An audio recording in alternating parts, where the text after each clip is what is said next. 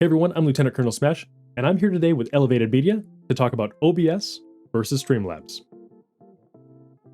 OBS and Streamlabs are two of the most popular broadcasting softwares for live streaming. And if you're new to streaming, it can be daunting deciding which application is best for you, especially since there's so much animosity between Streamlabs fans and OBS fans. So in this video, we're going to break down the 5 differences between Streamlabs and OBS to help you choose which one is best for you. Difference number 1.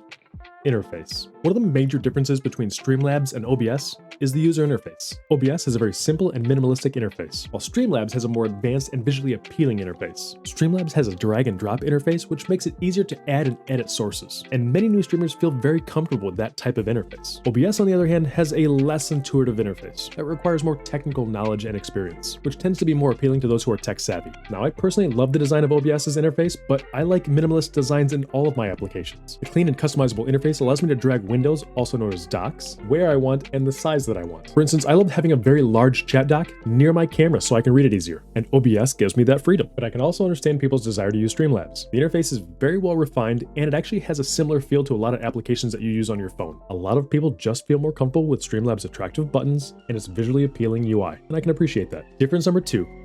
Plugins and extensions. Another significant difference between OBS and Streamlabs is their availability of extensions and plugins. Streamlabs offers a wide range of plugins and extensions, including alerts, chatbots, widgets, and even overlays. These plugins allow streamers to enhance their streaming experience and customize their stream to suit their brand. And many of these plugins are already built into the Streamlabs ecosystem through their store. This is a huge plus for streamers who just want to get started streaming, who might feel anxious about learning new technology or new systems. OBS, on the other hand, has very few built-in plugins. However, due to it being an open source system, it has hundreds of available plugins. You just need to know where to find them, how to install them, and how to incorporate them into your system. This makes OBS extremely customizable, but again, which those who love playing around with technology and feel comfortable doing so will really love that feature. However, I'll tell you this, Streamlabs makes some of the nicest and easiest widgets to implement. In fact, I use their chat overlay widget. It allows me to put a beautiful chat overlay right on the screen so that everyone can view it, even people viewing from their mobile devices when they want to close the chat window and just watch the stream, allowing them to view what others are saying in the chat without having the chat window open. So just because OBS has a plethora of amazing plugins, Streamlabs still has a lot of amazing tools that you can incorporate into your stream. Difference number 3,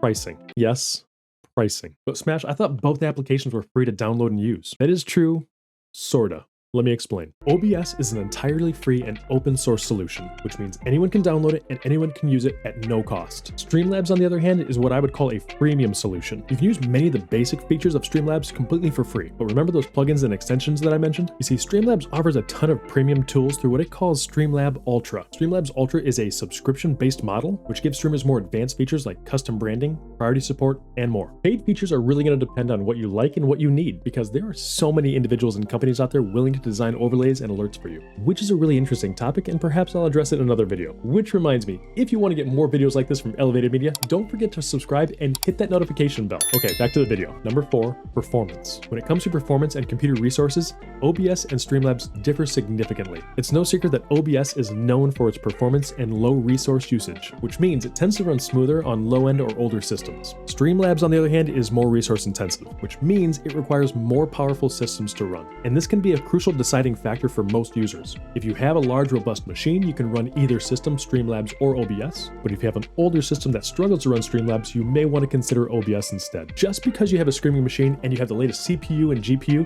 doesn't mean you don't have to give thought to your computer's resources. Remember, some of you want to play the latest and greatest games. Broadcasting and playing resource-intensive games can affect both your streaming and your gaming, so this is definitely something you're going to want to consider. And difference number 5, community and support. OBS has an incredibly large community that contribute to both the support and the development of the application. They offer support for the entire community through their forums as well as their Discord, and for the most part, the community does a really good job of supporting each other and helping each other out, including developing those really neat plugins I talked about earlier. Streamlabs also has a community, but they're more focused on the business side of streaming. They tend to offer things like tutorials, marketing tools, and other resources to help streamers grow their brand. And Streamlabs offers paid support options, and OBS mainly has to rely on community support. So I know that's a lot, so let me recap. OBS, simple and minimalistic interface, no cost, low resource usage, and a huge community for support. Streamlabs has a more advanced interface, a variety of built-in plugins and extensions, and requires more system resources. So in choosing between the two, OBS or Streamlabs, it's essential to consider your needs for your streaming setup to help choose the solution that is right for you. If you liked this video, give me a thumbs up or let me know in the comments. Also, you can check out my personal socials right here,